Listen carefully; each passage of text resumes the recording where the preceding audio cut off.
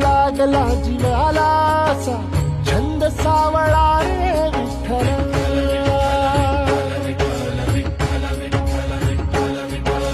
वाळवंटी बोलावतो तुझा सोहळा रे विठ्ठल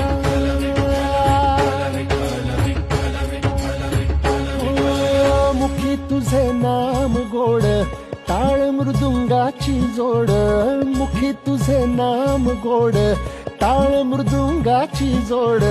मना लागली ओढ तुझ्या पंढरीची